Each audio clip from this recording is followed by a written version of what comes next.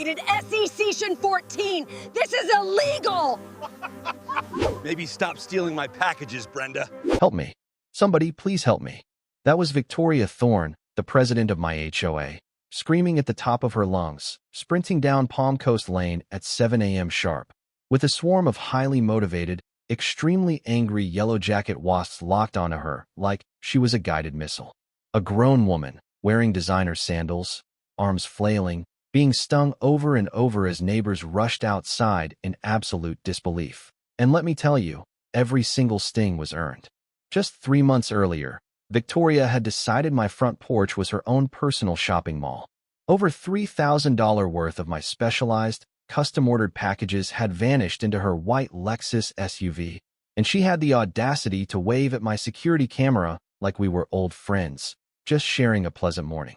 What she didn't realize was that I'm a systems architect, the kind of guy who designs guidance systems for pinpoint accuracy. And the package she chose that morning wasn't just ordinary cardboard and tape. No. It was monitored, it was controlled, and it was engineered down to the millimeter to expose her in the most public, cinematic way possible. The wasps were only the beginning.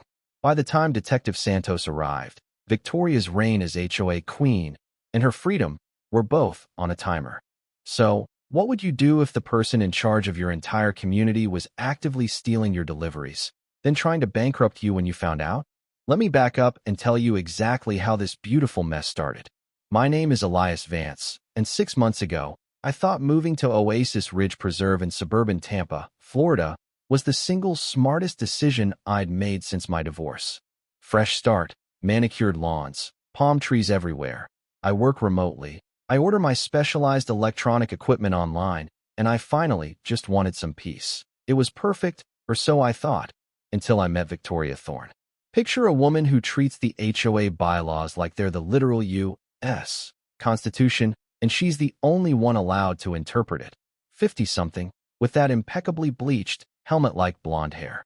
She drove a pristine white Lexus with a custom, blessed by my board, license plate frame. My first, blinding red flag. Here's what I learned about Victoria later. She wasn't just a control freak, she was an actual power addict. It started with petty nitpicking, escalated to selective rule enforcement, and package theft was her ultimate power move. It wasn't really about the money. It was about testing boundaries, proving she was untouchable, demonstrating she could steal thousands through fake invoices, and then prove she could steal anything right off your porch. It was the ultimate, sick display of authority. Her husband, an insurance executive, was traveling 20-plus days a month. Empty nest syndrome combined with unlimited, unchecked authority equals a woman who constantly escalates when nobody pushes back. Victoria had been the HOA president for 4 straight, miserable years because everyone figured it was easier to just stay out of her way. A huge, costly mistake. Our first interaction came 3 days after I moved in. I'm unpacking boxes when I hear the sharp, distinctive click-clack of heels on my front walkway pavers. There she was, clipboard in hand, a fake smile plastered across her face. "Welcome to Oasis Ridge, Mr. Vance," she purred, but her eyes were darting across my front yard looking for code violations. "I'm Victoria Thorne, HOA president. I see you've got some interesting landscaping choices here." I told her the previous owner designed it, that it was all low water and Florida-friendly, but her smile just got tighter, like a rubber band stretched too far. "Well, we'll see how it looks as it grows in," she countered. Even then, I could smell the control freak energy radiating off her. That night, I did what any good, divorced engineer does. I read the fine print. All 67 pages of the CC and RS. My landscaping was completely compliant. In fact, the architectural committee had approved identical designs for 3 other homes just 6 months prior. But Victoria didn't care about rules. She only cared about power. The package theft started small, subtle. A $40 part for my 3D printer, then my precision calipers, then specialized circuit boards vanished. That's when I upgraded my surveillance. The footage quickly showed the disturbing truth. Packages only disappeared on weekday mornings, between 9 and 11 a.m., when Victoria's Lexus was parked in her driveway, and only when her husband was out of town. Crucially, she wasn't just grabbing and running. She was shopping, examining the shipping labels first, picking and choosing what looked valuable enough to steal. The day I caught her red-handed changed everything. I was working when I saw her white SUV pull up, walk straight to my porch, pick up a priority package containing $600 worth of microprocessors for a defense subcontract, and start walking back to her car. I threw open my front door. "Excuse me, Victoria, that's my package." She froze, clutching my property. Then the fake smile snapped back into place. "Oh, Elias, I was just checking this for you. Sometimes packages get misdelivered, and as HOA president, I like to make sure everyone gets their items safely." The woman was standing next to my clearly numbered mailbox, holding a package addressed to me, but she doubled down on the lie. "I'll just take this to the office for safekeeping until you get home." I realized this was never about packages, but about power and control. I held out my hand. "I'm home now. I'll take it." She handed it over, but I could see the rage in her eyes. How dare this new resident question her authority? 2 days later, I got my first violation notice. Non-conforming Florida-friendly landscaping, $50 a day until corrected.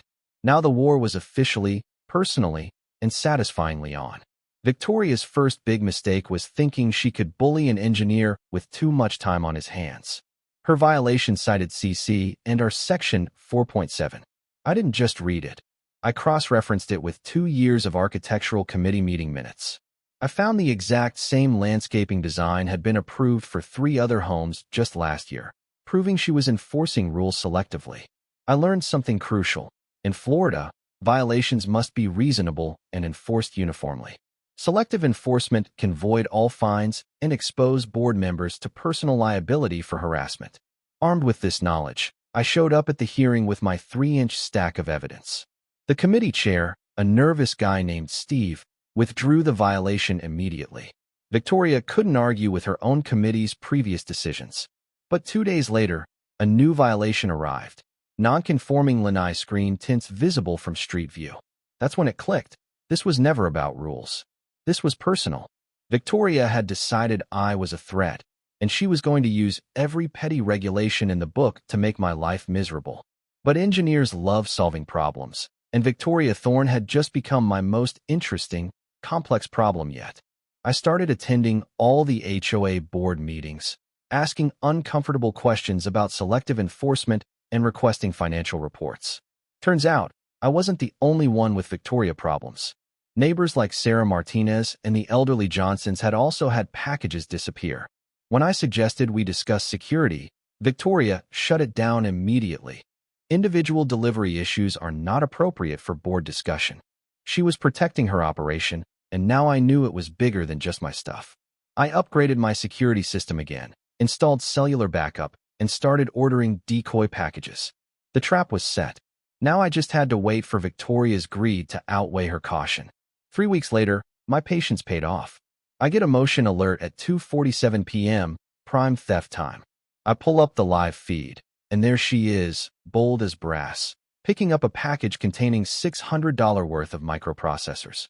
No pretense this time, just pure, undiluted felony theft caught in beautiful 4K video. I filed a police report immediately.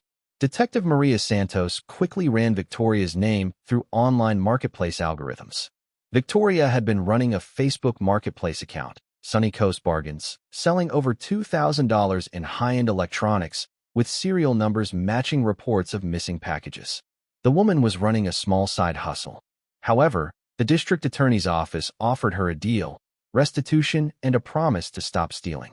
She refused, claimed the video was doctored, and her lawyer sent me a cease and desist letter. That's when Victoria escalated. She called an emergency board meeting to ban security cameras, claiming surveillance equipment was harassment. The meeting was packed. Victoria started lecturing about privacy invasion, but Mrs. Johnson, all 83 years old, interrupted her. "Are you talking about the cameras that caught you stealing packages, dear?" The room went dead silent. I then connected my phone to the projector and played the crystal-clear footage of her theft for 30 residents. Victoria panicked, calling it entrapment and threatening to call the police. Detective Santos, who had been quietly watching, stepped out. "Ma'am, I am the police, and you're under arrest." The taste of justice in that moment was sweeter than my grandmother's key lime pie. But as it turned out, package theft was just the appetizer. The main course was still coming. She made bail and came back swinging. She filed false complaints with the state, the IRS, and Adult Protective Services, trying to bankrupt me with bureaucratic audits. I hired Jennifer Walsh, an attorney who explained this was a classic slap suit designed to drain resources. More importantly, Jennifer started digging into the financials. Frank Rodriguez, a retired accountant, had discovered $67,000 in unexplained expenses over the past 42 months, payments to non-existent companies like Desert Sands Consulting, owned by David and Victoria Thorne.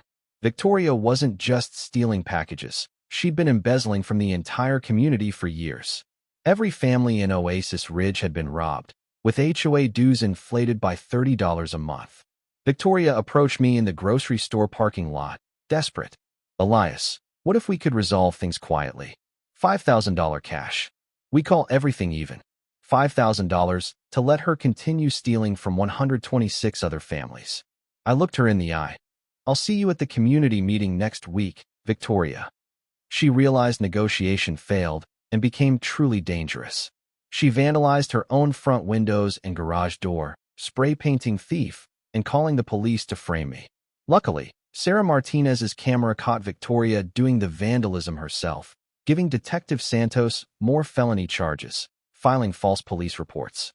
This vandalism did give Victoria the perfect excuse to stay home Tuesday morning. Prime theft time. Perfect timing for my plan. My kitchen table was covered in schematics for Operation Wasp Sting. I was building the perfect evidence collector. A decoy Amazon package containing a military-grade GPS tracker, miniature 4K cameras, and the yellow jacket release mechanism, designed for non-lethal crowd dispersal. The wasps were secured, set to trigger automatically when the package moved 50 feet from my property. The goal was public accountability that was impossible to ignore. We scheduled the trap for 7 a.m. Tuesday morning. Sarah, Frank, the Johnsons, and an investigative reporter, Laura Kim, were all positioned for maximum witness coverage. Every component was tested. At 7:03 a.m. Tuesday, I placed the package on my front porch with the calm focus of an architect achieving target lock. 7:38 a.m., Victoria makes her move. Blinded by greed, she walks straight to my porch, picks up the package, and carries it to her Lexus. The GPS registered movement at 7:39 a.m. 60-second countdown initiated. She had no idea that in 53 seconds, her quiet morning was about to become a public humiliation. At exactly 7:40 and 17 seconds a.m., the yellow jacket release mechanism triggered with Swiss clockwork precision.